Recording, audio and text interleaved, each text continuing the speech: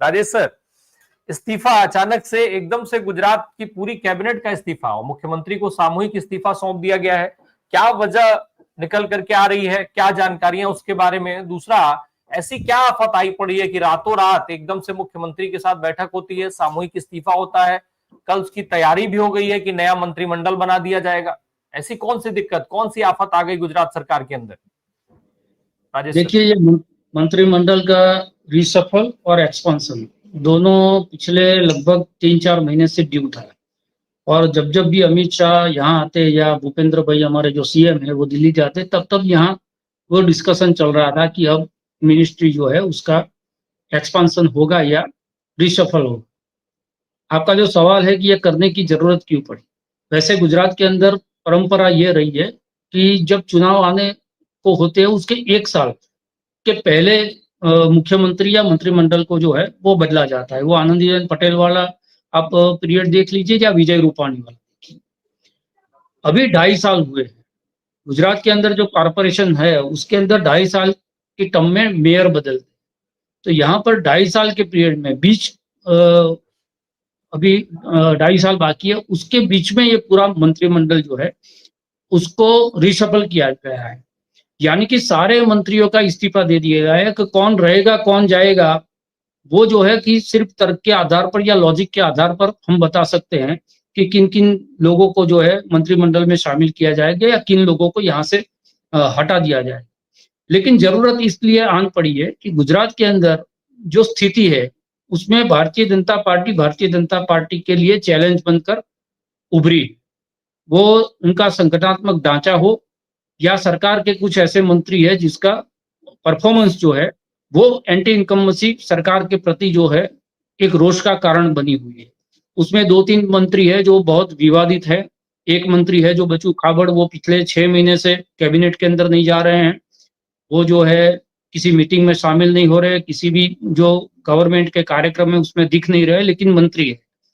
तो ऐसे 3-4 लोग हैं जिनसे बहुत दिक्कतें एमएलए को भी थी और बहुत सारे एमएलए की ये कंप्लेन थी कि सरकार के अंदर हमारे काम नहीं हो रहे हैं और जो गवर्नमेंट है वो यहाँ के आईएएस और आईपीएस ऑफिसर चला रहे हैं।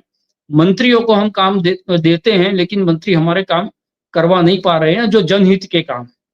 तो एक प्रकार से भारतीय जनता पार्टी के भीतर से ये कंप्लेन विधायक कर रहे थे। दूसरी तरफ से संगठन के अंदर जो है वो एक खिंचाव जो है वो सौराष्ट्र की राजनीति से पैदा हुआ है। सौराष्ट्र की राजनीति ये सारा जो हो रहा है उसका एपी सेंटर है और उसमें आम आदमी पार्टी जिस प्रकार से विसावदर का चुनाव बाई इलेक्शन जीतने के बाद आक्रामक रूप से वो हर रोज एक नया जो है वो मुद्दा उठाकर वहां पर लड़ रही है और सौराष्ट्र के भीतर भारतीय जनता पार्टी जो है उसके अंदर भी बहुत बड़े नेता, वो दिलीप सांघानी हो, जयेश रादड़िया हो, नारायण काछड़िया हो, भरत डांगर हो, बहुत सारे ऐसे नेता हैं जिन्होंने बारी बारी पर अपनी आवाज उठाई है।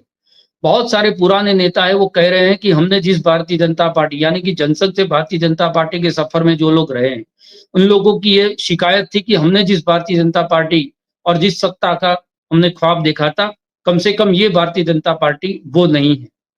और ये सारे जो समस्या है उसमें जनवरी फरवरी के अंदर बड़े कॉरपोरेशन अहमदाबाद, सूरत, बड़ौदा, राजकोट उसके चुनाव होने जा रहे हैं। बड़ी नगर पालिका है उसके भी जो चुनाव आ रहे हैं। तो एक प्रकार से आप कह सकते हैं कि मिनी असेंबली जैसे एक चुनाव फरवरी में ड्यू है।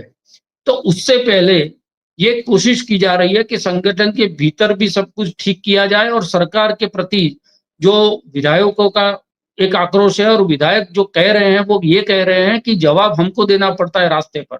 बहुत सारे विधायकों को लोगों ने जो है इस बारिश के बाद जो समस्याएं खड़ी हुई इसमें लोगों ने भगाया है, लोगों ने जो है उनके प्रति रोष व्यक्त किया है। तो उन लोगों का कहना यह है कि जनता के बीच हमें जाना पड़ता है और जब जनता के काम लेकर हम सचिवालय में आते हैं तो हमारे काम हो नहीं रहे। क्यों नहीं हो रहे हमको मालूम नहीं है, लेकिन एक इंप्रेशन ये बना हुआ है कि गुजरात के अंदर जो है वो गवर्नमेंट जो है उसको रूल कर रहे हैं, आईएएस आईपीएस लॉबी रूल कर रही है।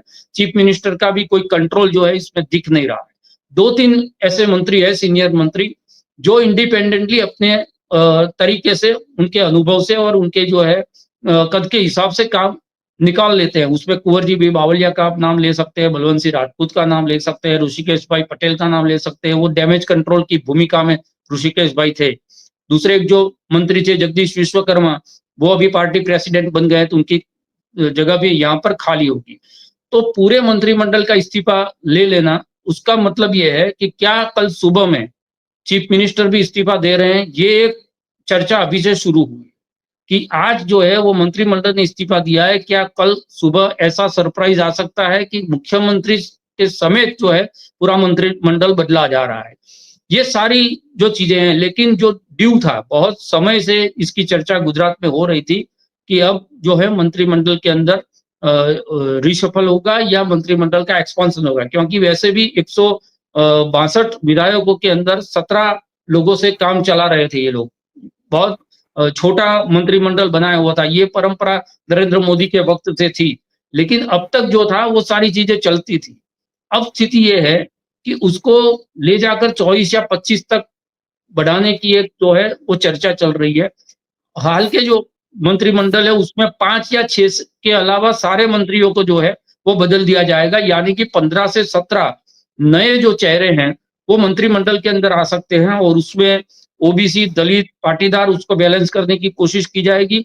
सबसे ज्यादा जो है वो डैमेज कंट्रोल करने की जरूरत जो सौराष्ट्र और मध्य गुजरात में है, उसमें तवज्जो ज्यादा दी जाएगी, ये बात है। और तीसरी सबसे महत्वपूर्ण बात यह है कि अब 2027 और 2029 की राष्ट्रीय राजनीति को देखते हुए अमित शाह जो है गुजरात के ऊपर अपना पूरा नियंत्रण करने की कवायद उन्होंने शुरू की है।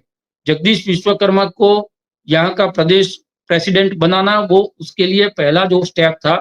अब जो मंत्रिमंडल कल आएगा उससे पता चल जाएगा कि अमित शाह ने जो है अपना अपर हैंड यहाँ पर रखा हुआ है, और वो जो है बार बार जो पिछले 6 महीने में कम से कम 20 बार गुजरात आ चुके हैं छोटे मोटे उद्घाटन के बहाने। तो एक बात ये चल रही थी यहाँ भी कि अमित शाह जो है अब गुजरात के सरकार और संगठन दोनों के ऊपर नियंत्रण करने की कोशिश में लगे हुए हैं। कल का जो मंत्रिमंडल बनेगा उसके ऊपर से वो स्पष्ट हो जाएगा कि अब की गुजरात की जो राजनीति है वो किस तरफ जाएगी, और राष्ट्रीय राजनीति के अंदर नरेंद्र मोदी के बाद जो दूसरा एक चेहरा खड़ा करने की कोशिश है वो गुजरात से हो रहा है या नहीं हो रहा है, ये दोनों चीज कल स्पष्ट हो जाए। बिल्कुल। लेकिन एक चीज और बता दीजिए साथ में लगे हाथ की, अगर मुख्यमंत्री का इस्तीफा हो जाता है तो मुख्यमंत्रियों के संभावित दौड़ में कौन कौन शामिल है? देखिए, ये सवाल जो है उसका जवाब देना बहुत कठिन है। आज का जो 162 विधायक है गुजरात के अंदर, इसमें किसी भी सीनियर जर्नलिस्ट को आप पूछोगे या पॉलिटिकल एनालिस्ट को पूछोगे कि भूपेंद्र भाई कल नहीं है तो कौन चीफ मिनिस्टर आएगा, तो कोई ऐसा बड़ा नाम नहीं लगता एक ऋषिकेश भाई पटेल के अलावा कि जिसको हम सोच सके कि ये आदमी भूपेंद्र भाई की जगह चीफ मिनिस्टर हो सकता है। क्योंकि भूपेंद्र भाई जब आए थे तब भी नितिन भाई पटेल जैसे कदावर लोग पार्टी के अंदर थे, उसके बावजूद भी भूपेंद्र भाई को सीएम बना दिया गया था। अब क्या ये पार्टी यही करने जा रही है कि दिल्ली से गुजरात चलेगा और भूपेंद्र भाई जैसे एक सिंबॉलिक चीफ मिनिस्टर गुजरात में रहेंगे, क्योंकि उसका खामियाजा जो मैं कह रहा हूं वो भुगता है। परफॉर्मेंस के अंदर जो दिख रहा है, वहीवटी जो खामियां दिखने को मिली है, उसमें सबसे बड़ा काम ये है, क्योंकि विजय भाई रूपाणी थे, वो भी नए थे, लेकिन उनके साथ नितिन पटेल थे। आनंदीबेन पटेल नितिन पटेल का कॉम्बिनेशन था। जब नरेंद्र मोदी थे तो नरेंद्र मोदी, आनंदीबेन पटेल, भूपेंद्र जी चुड़ासमा, आई.के. जाडेजा, बहुत बड़े जो नेता है जिसके बहुत अच्छा अनुभव था, ऐसे लोग मंत्रिमंडल में थे। आज के मंत्रिमंडल के अंदर ऋषिकेश भाई पटेल के अलावा अगर मैं किसी का नाम दूं तो उसका जो है बेस कांग्रेस में है। अगर मैं कह दूं बलवंत सिंह राजपूत, तो बलवंत सिंह राजपूत जो है वो कांग्रेस से आए हुए। अभी बात जो चल रही है अर्जुन मोढवाडिया जो कांग्रेस से भारतीय जनता पार्टी में आए, वो अगर कैबिनेट में आ रहे हैं तो अभी भी जो चर्चा चल रही है उसमें अगर सीजे चावड़ा, अर्जुन मोढवाडिया एंट्री करते हैं कैबिनेट के अंदर और बलवंत सिंह राजपूत भी कैबिनेट के अंदर रहते हैं, तो पहले 7 कैबिनेट मिनिस्टर के अंदर से 5 मिनिस्टर कांग्रेस के होंगे। ये स्थिति है। तो आपका जो सवाल है कि चीफ मिनिस्टर अगर बदला जाए तो कौन आएगा, उसका जवाब हमारे पास नहीं है। फिर भूपेंद्र भाई जैसे किसी को भी बना दे तो बात अलग है, वरना आज का जो 162 विधायक है उसके अंदर कोई ऐसा नेता नहीं है जो गुजरात के सरकार के ऊपर अपने आप स्वतंत्र रूप से काम करके जो है वो परफॉर्मेंस दिखा सके। हाँ,